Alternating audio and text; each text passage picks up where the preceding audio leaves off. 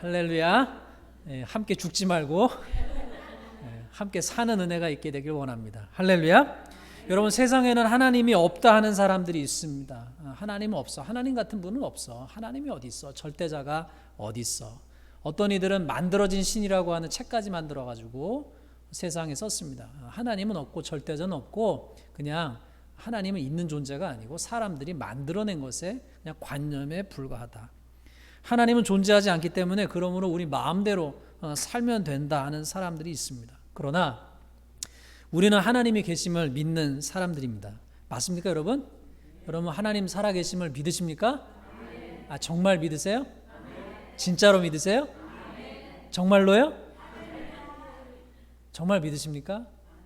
우리 마음 가운데 정말 하나님이 살아계셔, 그걸 정말 믿으십니까? 우리 마음 가운데 정말 그 믿음이 충만하게 되기를 주님의 이름으로 축원합니다. 세상엔 여러 가지 사건들이 있고 사고들이 있고 여러 가지 환난이 닥치고 어려움이 닥치고 그럴 때 우리 사람들이 하나님은 어디 계신 거야? 라고 반문할 때가 있습니다. 심지어 믿는 신자들도 여러분 아시다시피 욥에게 환난이 닥쳤을 때 욥의 아내가 뭐라고 그랬어요? 하나님 저주하고 죽어버리라고 그랬잖아요. 하나님 저주하고 죽어버리라고.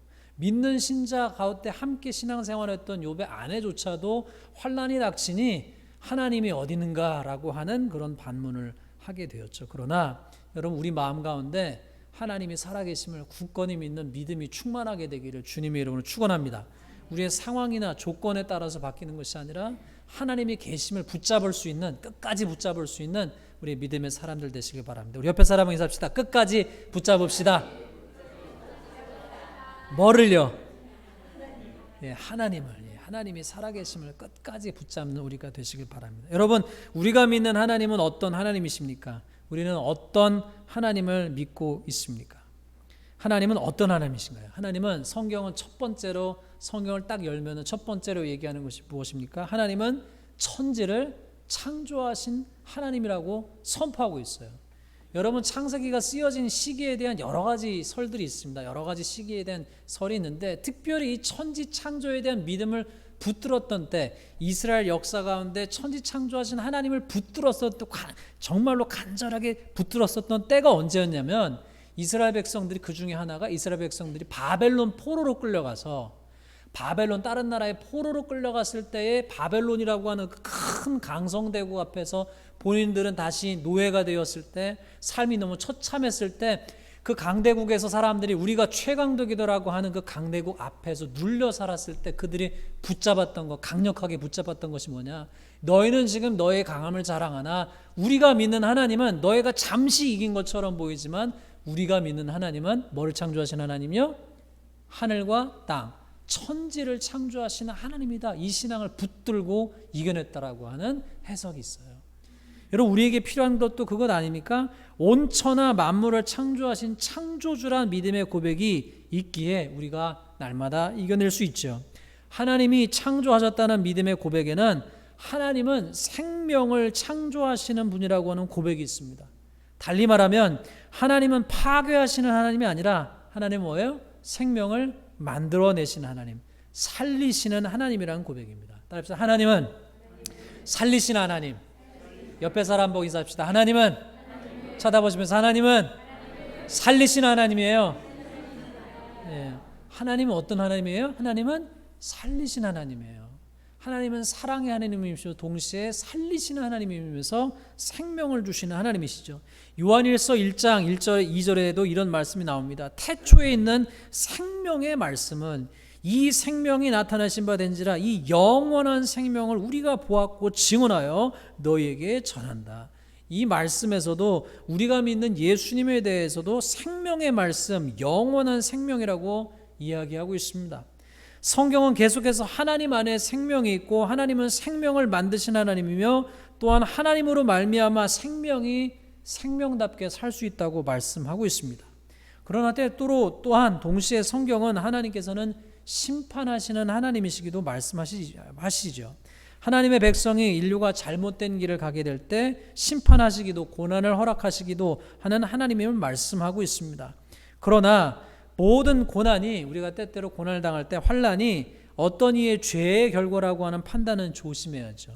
특히나 다른 사람의 고난과 환난과 어려움이 있을 때 우리가 다른 이의 고난에 대해서 쉽게 판단하거나 정죄하는 것은 매우 조심해야 합니다. 그저 우리가 해야 할 일은 다른 이의 고난과 환난에 대해서 긍휼의 마음을 가지는 것이 먼저고, 위에서 기도해 주는 것이 먼저 우리가 해야 할 일이고, 우리가 고난과 환난에 처했을 때는 우리 스스로 돌아보는 것이 중요하다 하겠습니다. 그러나 모든 것을 떠나서 하나님의 본심을 우리는 잊지 말아야죠. 하나님께서 예레미야 29장 11절 말씀을 통해서도 하나님의 본심을 계속해서 강조해서 가르쳐 주셨어요. 이스라엘 백성들이 고난 가운데 있을 때 여호와의 말씀이니라 너희를 향한 나의 생각을 내가 안 하니 평안이요 재앙이 아니라 너희에게 미래와 희망을 주는 것이다. 하나님의 백성이 하나님을 떠나 잘못된 길을 혹 갔을지라도 하나님의 궁극적인 본심은 그들을 버리시고 그들을 파괴하시고 그들을 멸하시는 것이 궁극적인 본심이 아니라 그들이 평안하기를, 그들이 잘 되기를, 그들의 그들에게 미래가 있고 희망이 있기를 원하시는 하나님이심을 나타내셨습니다. 우리 옆에 사람에게 한 번 더 해줍시다. 하나님은 당신의 삶에, 자 쳐다보시면서, 하나님은 당신의 삶에 미래와 희망이 있길 원하십니다. 네, 당신의 삶에 뭐가 있길 원하세요? 미래가 있고 희망이길 원하세요. 죽기를 원하지 아니하시고 살기를 원하세요. 잘 되기를 원하세요. 그래서 제가 여러 번 말씀드리지만 예수님이 이 땅에 오신 것은 양으로 생명을 얻게 하고 더 풍성히 얻게 하라는 것, 그것이 예수님의 본심이다 말씀하고 있습니다. 오늘날 세계를 보면 생물학적으로 보면은 살아있으나 죽어있는 사람들이 있습니다. 숨은 붙어있고 육체는 살아있으나 이미 죽음의 삶을 살고 있는 이들이 있어요. 헛된 것을 쫓고 남을 살리는 것이 아닌 자기의 쾌락만을 위해서 사는 사람들이 있습니다. 묻지마 폭력을 가하고 묻지마 범죄를 가하는 사람들도 있어요. 또한 살아있으나 희망과 미래가 없이 살아가는 사람들도 있습니다. 어떤 이들은 살아있으나 절망 가운데 살아가고 있는 사람들도 있어요. 아무런 미래에 아무런 희망도 없고 소망도 없이 눌려 살아가고 있는 사람들도 있습니다. 그런 그들에게 하나님은 오셔서 그들의 희망을 갖기를 원하시고 살기를 원하시고 소망을 갖기를 원하십니다. 에스겔이 오늘 본문 말씀을 받았을 때 상황은 참으로 암울한 유대 민족의 시기였습니다. 아까 일전에 말씀드린 것처럼 에스겔이 살았던 시대는 유대를 둘러싼 세계 전체의 정체의 상황은 강대국에 둘러싸여서 민족의 미래가 불투명해지던 상황이었습니다. 강대국 아수르와 신흥강대국 바벨론 그리고 이집트 사이에서 국가의 존망이 막 흔들리던 때예요. 어디부터야 우리가 살 수 있는가 고민하던 때였습니다. 어떤 이들은 아수르에 붙어야 된다, 어떤 이들은 바벨론에 붙어야 된다, 어떤 이들은 이집트에 붙어야 한다고 얘기를 했죠. 그러니까 사람들이 알 수 없으니까 의견이 막 갈렸습니다. 사람들이 다 우왕좌왕했어요. 그리고 마침내 비극적인 상황을 맞이하게 되는데 바벨론에 의해서 유다가 아주 처참히 멸망하고 말았습니다. 바벨론의 침공으로 예루살렘 성전까지 다 파괴되고 시드기야 왕은 두 눈이 뽑혀서 끌려가고 그의 아들들은 죽고 백성은 처참한 심정으로 바벨론에 끌려갔습니다. 그들의 마음에는 절망과 슬픔과 좌절과 충격이 가득 찼던 거였죠.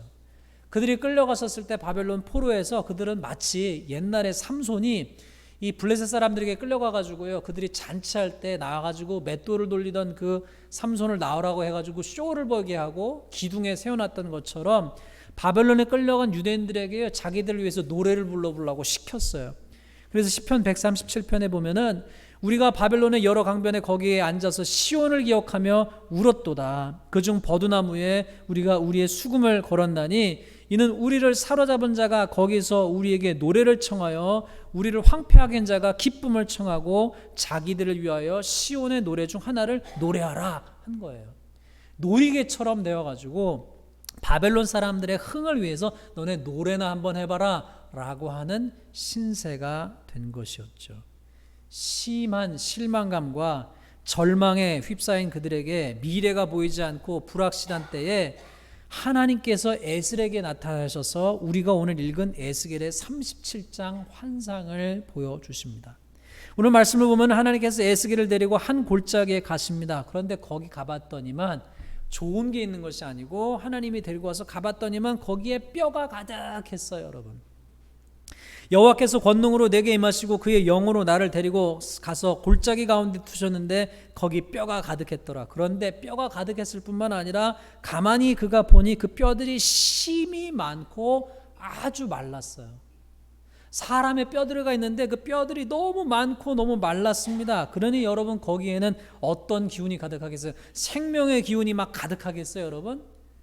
부활의 기쁨의 기운이 가득하겠어요? 아니잖아요. 여러분 우리가 식료품 마트에 가면 과일과 채소가 가득하고 과일과 채소 먹을 것이 주는 이미지가 있잖아요. 그곳이 주는 이미지가. 잔치장에 가면 잔치의 이미지가 있고 결혼식에 가면 결혼식의 분위기가 있잖아요. 그런데 하나님께서 데리고 가신 그곳에는 그 골짜기에는 나무와 풀이 웅성한 것이 아니라 뼈가 가득한데 그 뼈들조차도 다 마른 뼈들이었어요. 어둠의 죽음의 그림자가 뼈들이 주는 음산함이 가득 차지 않았겠어요? 그러니 하나님께서 11절에 그 뼈에 대해서 설명하시기를 이렇게 말씀하시는 거예요. 이 뼈들은 이스라엘의 족속이라 그들이 이르기를 우리의 뼈들이 말랐고 우리의 소망이 없어졌으니 우리는 다 멸절되었다 하느니라. 바벨론의 포로 생활, 자기의 고향을 떠나 이방 땅에 끌려와서 포로 생활을 하고 있는 유대인들은 스스로 말하기를 우리의 뼈들은 말랐고 우리의 소망이 없어졌으니 우리는 다 멸절되었다 자포자기하며 무기력하게 절망 가운데서 말한 것이죠. 달리 말해서 그들 마음 가운데는 생명 대신 죽음이, 소망 대신 절망이, 희망 대신 포기의 마음이 가득했던 것입니다. 그런데 그때에 하나님께서 에스겔 선지자에게 물어보세요. 인자야, 이 뼈들이 능히 살 수 있겠느냐? 그러니까 에스겔이 할 말이 없어서 주께서 아시나이다. 저는 모르겠고 주님이 아시죠 라고 얘기를 했어요. 에스겔의 생각으로는 과연 그 뼈들이 살 수 있겠는가라고 하는 반문이 들 수밖에 없죠. 그런데 하나님은 그 바짝 말랐던 그 뼈들이 살 수 있음을 보여주시는 거예요. 이스라엘로 상징되어지는 그 뼈들이 살아날 수 있음을 하나님 보여주시는데 그 과정이 있는데 첫 번째는 하나님의 말씀으로 살게 하십니다. 4절에 보니 뭐라고 말씀하시냐면 너는 이 모든 뼈에게 대언하여 이르기를 너희 마른 뼈들아 여호와의 말씀을 들을지어다. 하나님의 말씀을 들을지어다. 그 다음에 두 번째는 뭐냐? 하나님께서 내가 생기를 너에게 들어가게 하리니 너희가 살아나리라. 하나님의 생기가 들어가리니 그 생기가 너희를 살게 하리라 말씀하시는 거예요. 그리고 하나님의 선포와 약속을 주십니다.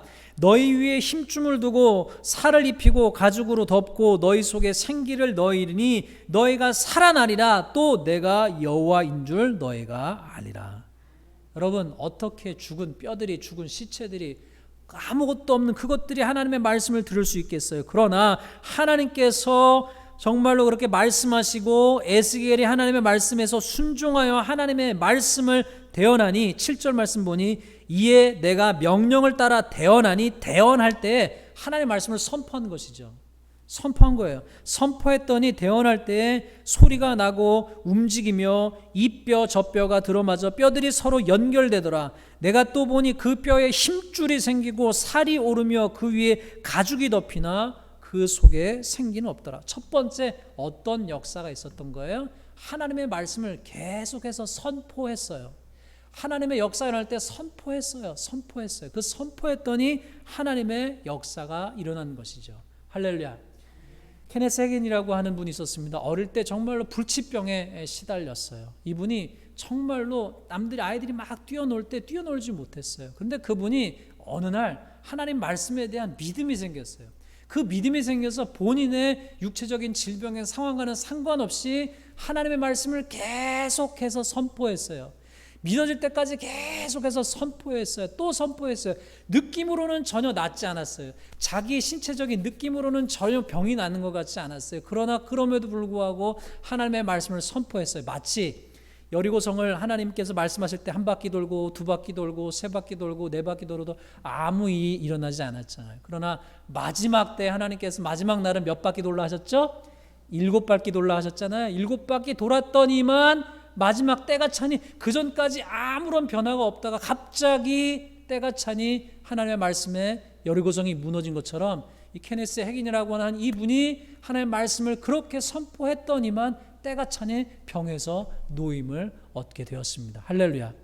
그리고 목회자가 돼가지고 하나님의 말씀을 전하러 방방곡곡에 다니게 되었어요. 똑같은 것이죠. 에스겔이 어떻게 했어요?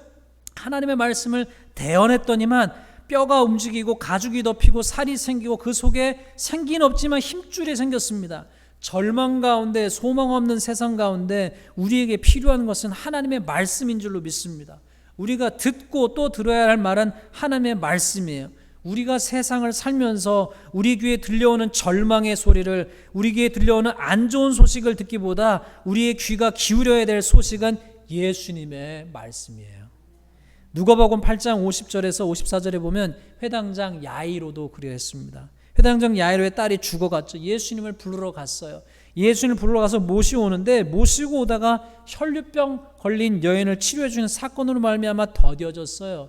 그리고 나서 시간이 지났는데 돌아와 보니 그 딸이 죽은 거예요. 사람들이 뭐라고 했어요? 다 죽었다 했습니다.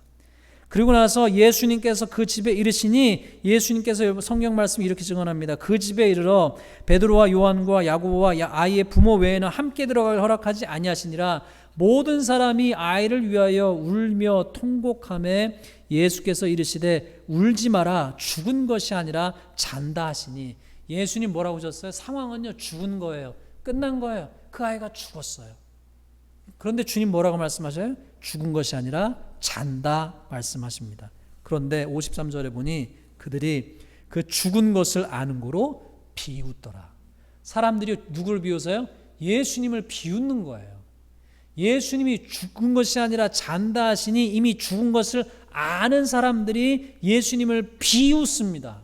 그런데 처음 말씀드린 것처럼 천지를 창조하신 하나님의 아들이신, 또한 본체가 하나님이신 예수님께서 사람들은 죽었다고 하고 사람들은 죽은 것을 아는 고로 비웃은 그 순간에 예수님께서 아이의 손을 잡고 불러일으키시되 아이야 일어나라 하시니 그 아이가 일어났습니다.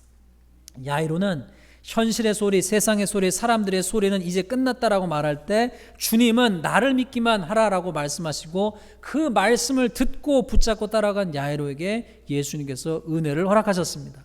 다시 에스겔 말씀으로 돌아오면 하나님께서 말씀하시기를 에스겔에게 이제 그 살과 가죽이 덮인 거기에 군대에게 너희는 생기를 향하여, 너는 생기를 향하여 태어나라. 생기야 사방에서부터 와서 이 죽음을 당한 자에게 불어서 살아나게 하라 라고 말씀하셨더니, 명령대로 태어나였더니 생기가 그들에게 들어가매 그들이 살아서 일어나 서는데 극히 큰 군대가 되었습니다.